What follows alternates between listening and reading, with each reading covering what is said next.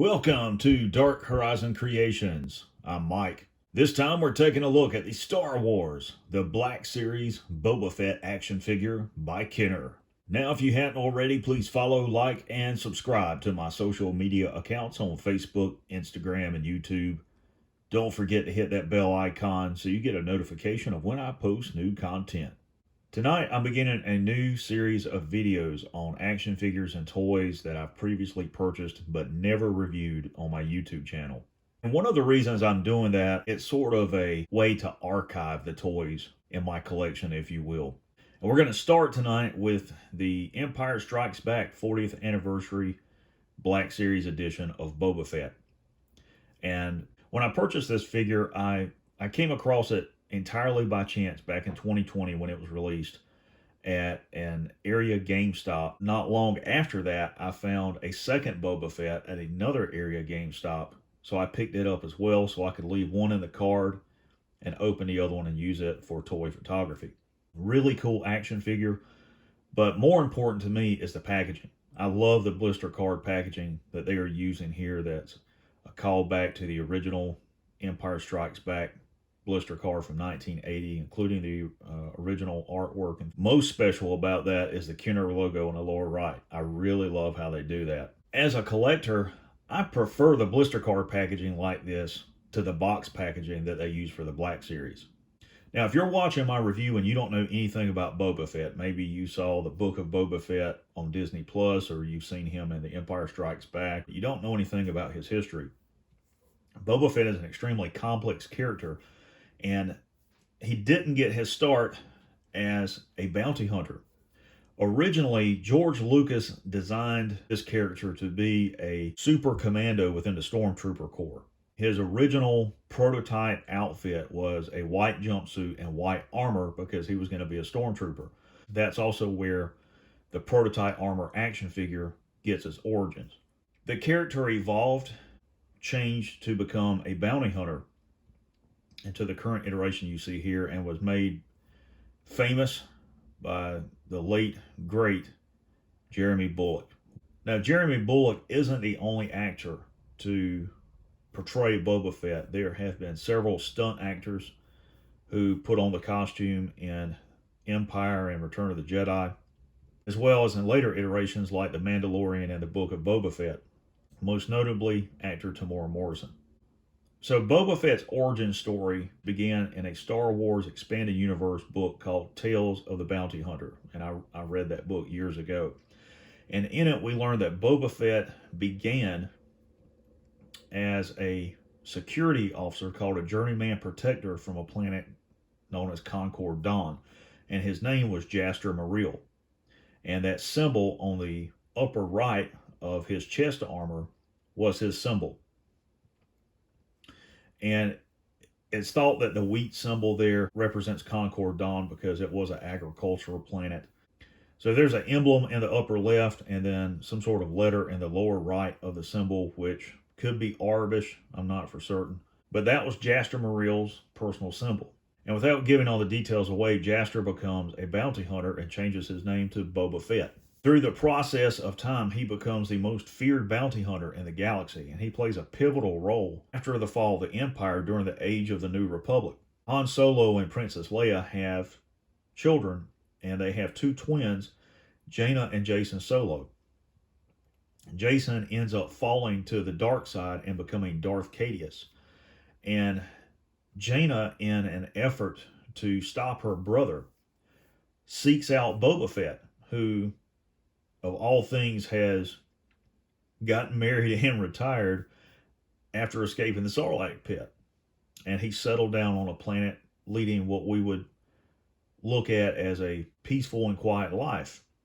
But rather than going to Luke, she goes to Boba Fett to teach her how to fight so that she can overcome Jacen, because Boba Fett has a particular skill. He knows how to fight with a lightsaber, despite not being force sensitive. And through that training and help that he provides her, she's able to confront her brother and overcome him and defeat him. So it's a very interesting, very powerful backstory for this character. Now, in the live action films, Boba Fett's backstory is completely different.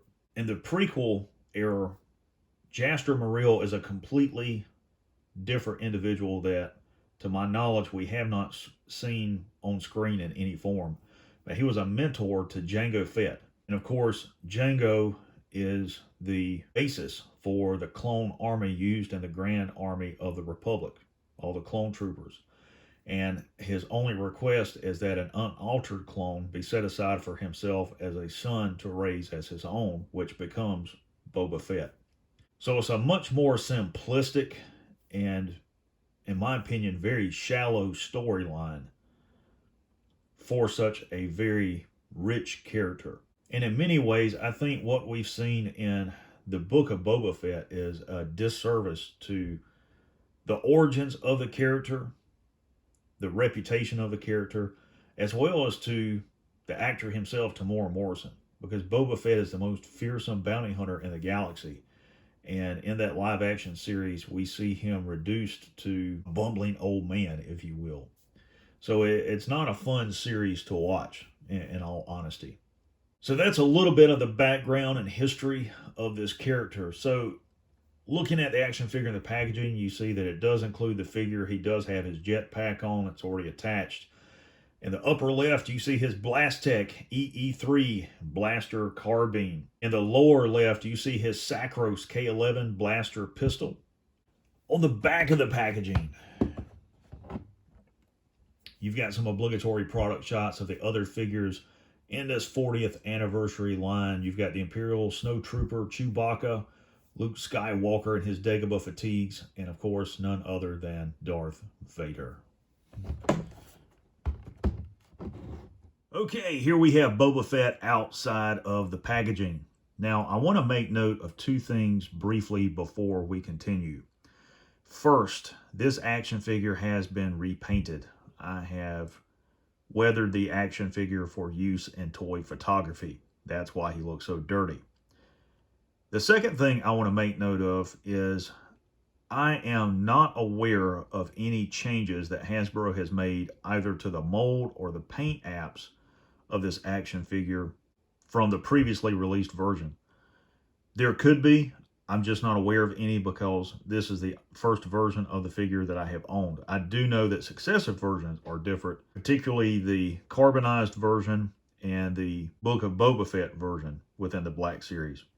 All right, so taking a look at the figure, you can see how awesome he looks all the way around. Very cool looking action figure. A lot of nice detail, a lot of paint apps on this figure. So to begin, let's talk about the most obvious feature, the accessories, weapons, and we'll begin by looking at his Blastech EE3 blaster carbine. You can see it's got a lot of cool paint apps on it. A really light brown for the stock, no black trim on it. You've got some silver paint apps there in black in the center of that square. I don't know what that's about because that is not on the original prop used in Empire. The grip is also white. That's also different. And if you're wondering about the original prop, the actual prop used in Empire and Return of the Jedi was based on some sort of flare gun. And they just extended the barrel on it, and I think they built the stock and just attached it to the pistol grip, as well as attaching some sort of scope to it. But the original prop, the base firearm, that's some sort of flare gun that they used. Also included is the Sacros K11 blaster pistol.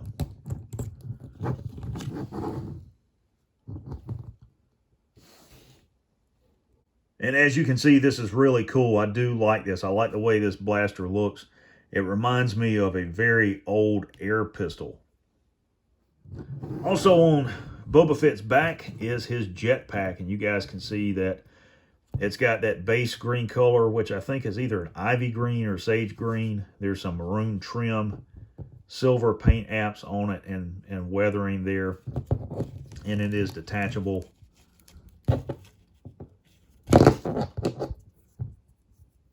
It's got a peg that plugs into this port on his back.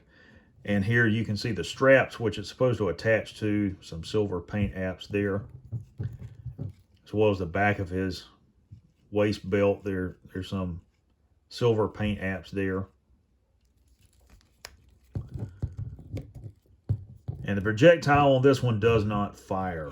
So while we're talking about paint apps, let's take a look at his helmet. There's a lot of color going on here. Of course, you got the base green color and this maroon or deep red color here with a lot of faded paint, scratches, the iconic dent up here. You've got some yellow and white here at the base of the rangefinder. The rangefinder itself is silver and black. You've got a gray color on the back here, maroon on the vents, as well as some silver back there as well. And that gray color extends here underneath the jaw area, around the base of the visor, right there. Silver trim here, yellow for the kill markings here on his helmet. And around his collar armor, you can see some silver scratches and things like that. Yellow on the shoulder armor there, some dents. Mythosaur logo right here on his left shoulder. Now, if you don't know anything about this, the Mythosaur is an ancient and oftentimes considered mythical beast within Mandalore history. It is said to be native to Mandalore, and it's a very large animal that the ancient Mandalorians would tame and ride into battle. And it has these huge tusks that come off of each side. But they went extinct before the great cataclysm on Mandalore. And there's an ancient prophecy that says that the Mythosaur would rise up again, would herald in a new age on Mandalore. And that's quoted in The Mandalorian, Season 2 or Season 3, I can't remember which. But the Mythosaur got its beginnings for the Star Wars comic book in 1982. I think it was issue number 69, and it was created for that. And the backstory of the Mythosaur has changed and evolved over the years across the expanded universe into canon storyline. So there's his chest armor, and you can see the red detail there for the sensors. Again, his accessory belt here, cargo pockets. Now, looking at his bracers or gauntlets, whichever you prefer to call them, there's some detail, and there's some changes on these. There's some things that we see different across different iterations of Boba Fett. First and foremost, there's some silver paint apps here. You can see the white on the back of his gloves there. On this one, you see this hose going up around his flight suit and sleeve. That is for the flamethrower. Also, that grappling hook is located on the bottom side there. You guys can see that, as well as the flamethrower itself on both sides of this. And you can see the braided Wookiee hair he's taken from a Wookiee scalp there. Over on this side, he's got a couple different weapons. You got the Whistling Bird miniature guided rocket launcher here. You've got these steel darts on this side that he can fire. Down on his knee pads on either side are miniature rocket launchers. In his shins, there are tools as well as knives there. And on the toe of his boots, you have this Beskar steel spikes that he can use for doing anything up close and personal with someone who gets in his way. Also, he has this cape that he's seen wearing, and it's dirtied up. As far as articulation, his head is on a ball joint, full range of motion, swivel left to right, and you can see it'll pivot up and down and slightly pivot side to side. Forward and lateral movement at the shoulder. It's got bicep rotation, as you can see there, and it'll swivel at the elbow, single jointed elbow, and it's got forearm swivel as well. See that there? Wrist swivel and wrist pivot. And his waist, upper torso is on a ball joint, full range of motion. And forward and lateral movement at the thigh. It's limited forward movement by this pouch here. And let's see, you got thigh rotation there. Really tight joints on this figure because I I have not displayed it or played with it at all. Double jointed knee. You guys can see that there. No lower leg rotation on this figure. And his foot will pivot and rotate. So really cool figure. And you can get him in pretty much any pose you want him to. The one thing I'll point out that I don't like about these figures is the fact that they don't have a butterfly joint. Because without that, it limits the ways that you can pose these figures with their weapons. And I'll demonstrate that here for those of you. If you want to get him into a realistic shooting position, you put the carbine in his hand, and then you're going to have to twist his elbow so that it's sideways. Bring it up, and then rotate his forearm, and that way you can align the stock with the pocket of his shoulder. Once you bring that up and get it into position, you can do the same thing with his forearm. Bend it in, rotate his wrist, and place that there, and it's going to pop out. And angle his head and try to align sights with his helmet. And you guys can see how far off that is, and that's what I'm referring to. Now that's a little bit closer. That looks better. But with a butterfly joint, it would increase the range of motion and allow you to get into a better shooting position with the action figure and their weapons. But if you're into hyper realism like I am, you just kind of have to play with it like this until you can get it lined up the way that you want it. Overall, this is a really awesome action figure. I do like Boba Fett. I think they did a good job with this figure. The only two complaints I have, as I previously mentioned, is the lack of a butterfly joint and also the lack of a display base. So there you have the Star Wars The Empire Strikes Back 40th Anniversary Edition Black Series Boba Fett by Kenner.